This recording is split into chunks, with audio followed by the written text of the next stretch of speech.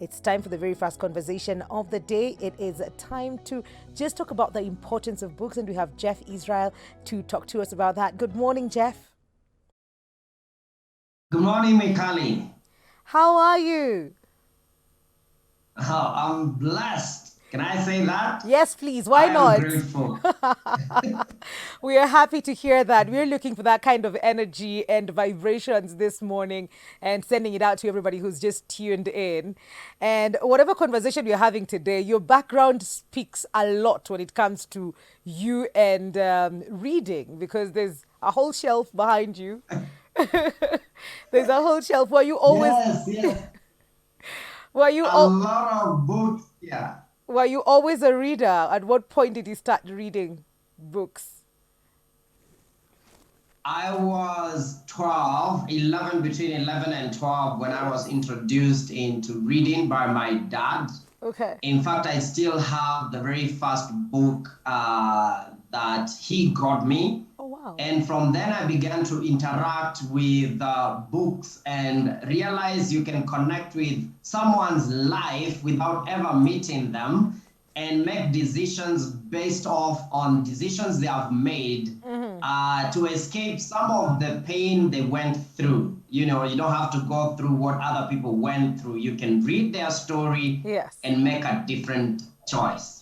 Absolutely. When you give us a story about how you got your very first book, it resonates with mine. I think I was about 9 years, and my dad had gotten a math tutor. I was terrible at mathematics. So this math tutor would come in every day to just help me with math. At the end of the day, I think this gentleman figured out that I will never get it. So he gifted me a storybook that I loved. It was called Adventures of Tiga, and at that age, then it never stopped. So when you start young, it sort of like just sticks with you. Yes, yes. And people don't know the gift Yeah, that can be to someone's life, especially, at that formation stage yeah, when your brain begins to be shaped by great people across the world.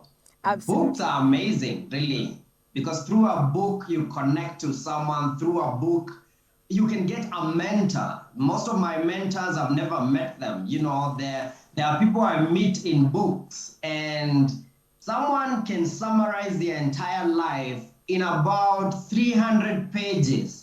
So I don't need to walk with you your entire life, but I can walk with you through your book. Absolutely. We're in Yeah. August. How many books have you read so far, if you can count? If I can, because for me, every 2 weeks I do a book. Currently, I'm doing a book, The Art of Strategic Leadership. This year, I've done a lot about leadership books. I've done The Art of Strategic Leadership, majorly books that have spoken to me this year, and also the four agreements. That book has spoken to me greatly this year. The books, but I've read many more books. Yes. I've reread the book Awaken the Giant Within by Tony Robbins. That's one of my favorites.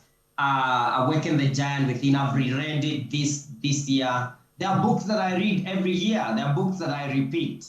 Oh wow. I like repeating. You know, repetition is the mother of skill. You Okay. to stick to good, then repeat them. You don't have to read all the books in the world. Mikali, there are about if you Google, maybe about 135 million books or topics or titles on it today. You can't read all of them. It's not possible. By the time you die, you not have read all the books, and books will be written even by the time we exit this planet. But then you want to find, what are those books that speak to me? What are the titles that excite me? Some people read books they hate. I mean, unless you're in class, unless it's a class you are in, don't read books you hate. There are many choices out there, and choices that you can make to impact your life, because a book challenges your way of thinking. It really expands you. You're like, wow, you mean what decisions did you make? And no matter which career you are in right now, there are countless books that you can read that can actually shape you and help you and coach you and mentor you. And if you're able to meet some of these authors, it's good that you have that physical touch. But I tell you, even the book itself, if you meet in their book, Nelson Mandela, the operas of this world, presidents have written books. You can connect with them, really get mentored and inspired by them. Okay, great. So read books that you enjoy. Yeah. There are people who'd say they prefer to read probably fictional books, and others will say, I prefer to read inspirational kind of books, transformational kind of books. Is there a difference, really? Could I still get impacted if all I'm reading is just fiction? Yes, yes, definitely. You see, it depends with the goal, Mikali. It depends with what is my goal.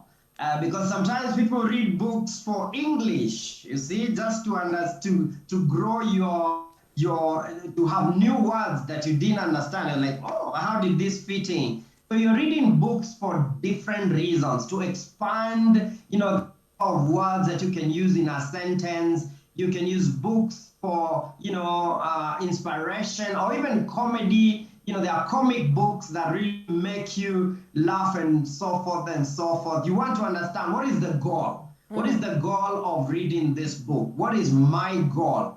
Don't read books for the sake of reading. You will not make it to the end. You not read so many books. Yeah. But if you can read one book a month, okay, you don't have to read two books, every month. One book is enough, and you can have a strategy. Make it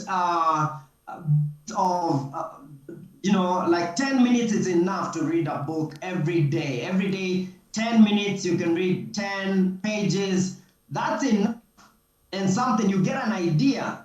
But then don't just read for the sake of reading. You want to have a notebook, something that you can write down, what did I learn today?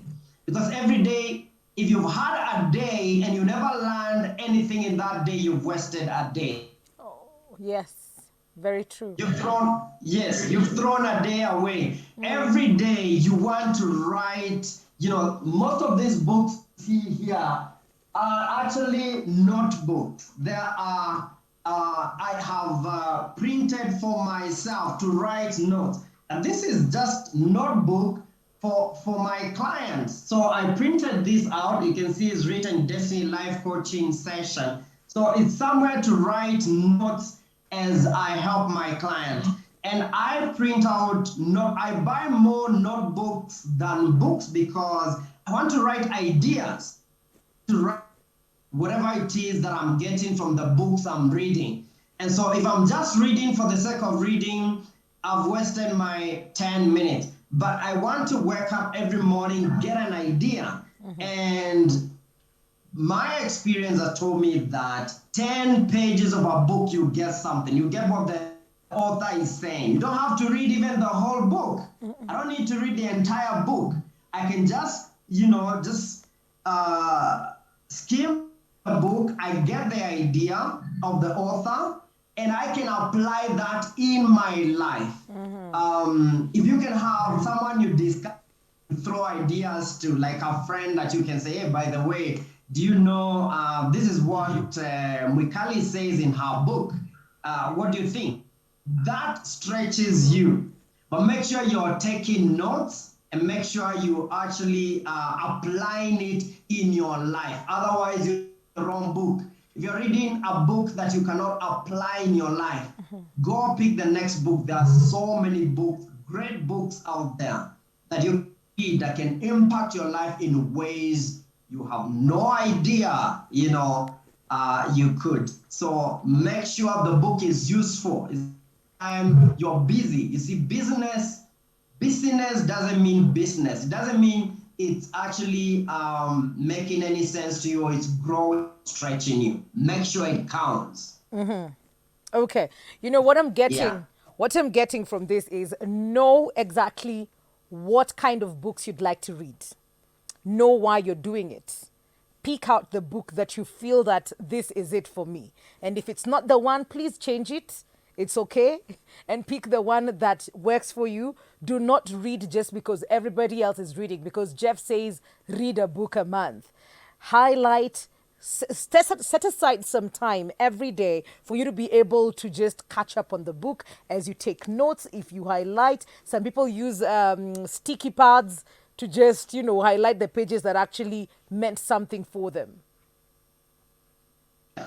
Exactly. When you look at like this one I was reading the other day, my books are not so clean. You can see I I see. write on it. I actually underline it. I underline my books because I want to know which point touched me. I don't know if you can see. You can Yes. see Yes. I the can see that. blues and the reds. I You can see, see so that. I Yeah, I can see that. see it. So when you give me a book, just know that I'm going to write on it. It will not Now, return the same way. now I know. It is one of the Yeah. tactics we use not to share books. It's like, kitabu yangu nisha chora chora, wachana. I'll gift you a book. But Jeff, thank you so much for sharing this wisdom nuggets with us this morning. How can people get in touch with you directly? You're welcome, Wikali. You can get into Oh, Jeff. Instagram. Jeff, we lost you. Say that again. Can you hear me? Can you hear Yes. me now? Yes. Can you hear me now? Yes. You can get in touch with me on Breakthrough with Jeff on Instagram and YouTube. Thank you. Absolutely. Thank you so much. And that leads us to the very question of the day. How many books have you read so far? And you can list them for us. And you get to walk away with a gift hamper. We're taking a very short commercial break. We'll be right back.